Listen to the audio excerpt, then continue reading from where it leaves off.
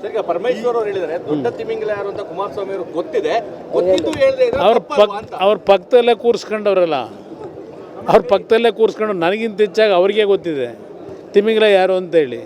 ಗೊತ್ತಿದ್ದು ಹೇಳದೇ ಇರೋ ತಪ್ಪಲ್ಲವ ಅಂದರೆ ಇನ್ನೆಷ್ಟು ಸಲ ಹೇಳಬೇಕು.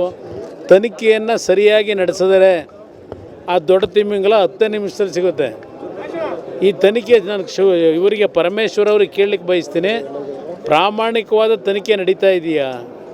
ನಾನು ಮೊನ್ನೆಯೂ ಸಹ ಹೇಳಿದ್ದೇನೆ, ನಮ್ಮ ಅಧಿಕಾರಿಗಳಿಗೂ ಸಹ ಹೇಳಿದ್ದೇನೆ, ಹಿರಿಯ ಅಧಿಕಾರಿಗಳು ಕಿರಿಯ ಅಧಿಕಾರಿಗಳಿಗೆ, ನಿಮಗೂ ನೀವು ಇವತ್ತು ಹುಟ್ಟಿರ್ತಕ್ಕಂಥದ್ದು ನಿಮ್ಮ ತಂದೆ ತಾಯಂದಿರನ್ನು ಜನ್ಮ ಕೊಟ್ಟಿದ್ದಾರೆ.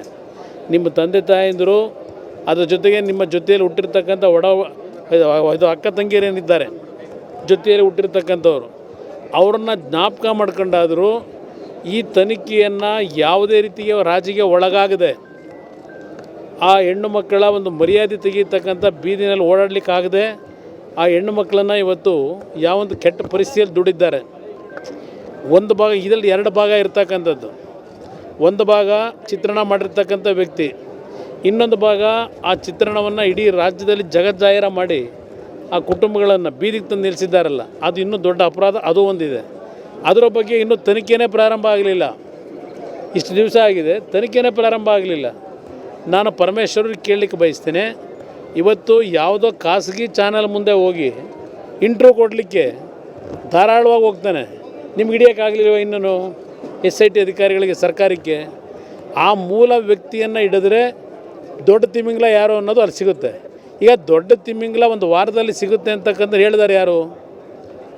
ಮಂಡ್ಯದ ಶಾಸಕ ಅಲ್ವಾ? ಮಂಡ್ಯದ ಶಾಸಕ ಹೇಳಿದ್ದು ದೊಡ್ಡ ತಿಮಿಂಗಲ ಇನ್ನೊಂದು ವಾರದಲ್ಲಿ ನಾವು ಹಿಡಿತೀವಿ ಅಂತಕ್ಕಂಥ ಹೇಳಿದ್ದಾರೆ. ಅಂದರೆ SITಯ ತನಿಖಾ ವರದಿಗಳು ಪರಮೇಶ್ವರ್ಗೆ ಹೋಗ್ತಾ ಇಲ್ಲ, ಮಂಡ್ಯ ಶಾಸಕರಿಗೆ ಹೋಗ್ತಾ ಇದೆ. ಅವ್ರನ್ನ ಕೇಳಿದ್ರೆ ಹೇಳ್ಬೋದು ಅನ್ನೋದು ನನ್ನ ಅಭಿಪ್ರಾಯ. ಸಚಿವರಿಗೆ ಮಾಹಿತಿ ಕೊಡ್ತಾ ಇಲ್ವಾ ಸರ್? ಬಹುಶಃ ಗೃಹ ಸಚಿವರು ಅಲ್ಲಿ ಗೃಹ ಸಚಿವರಾಗಿ ಕೆಲಸ ಮಾಡ್ತಾ ಇಲ್ಲ, ಗೃಹ ಇಲಾಖೆಯನ್ನು ನಡೆಸ್ತಾ ಇರ್ತಕ್ಕಂಥದ್ದು ಕಾಣದ ಕೈ ಜೊತೆಲಿ ಪಕ್ಕದಲ್ಲಿ ಕೂತವರಲ್ಲ, ಅವರೇ ಅದನ್ನು ಹ್ಯಾಂಡಲ್ ಮಾಡ್ಕೊಂಡಿದ್ದಾರೆ ಅನ್ನೋದು ನನ್ನ ಅಭಿಪ್ರಾಯ.